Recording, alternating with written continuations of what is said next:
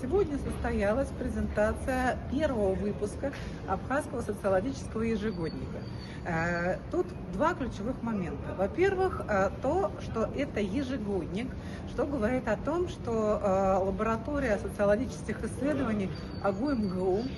состоялась как проект, активно развивается и планирует развиваться в дальнейшем, потому что теперь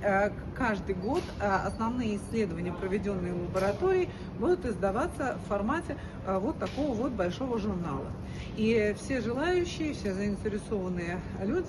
неважно, чем они занимаются, наукой, политикой или являются рядовым гражданином, смогут ознакомиться с нашей социологией и сделать для себя какие-то, возможно, интересные выводы, новые открытия, ну, по крайней мере, понять, чем занимается наша исследовательская организация и какую пользу общественную эта исследовательская организация приносит Республике Абхазия. Также планируется в ближайшее время запустить сайт лаборатории социологических исследований АГУ-МГУ, где также и средства массовой информации, и граждане страны,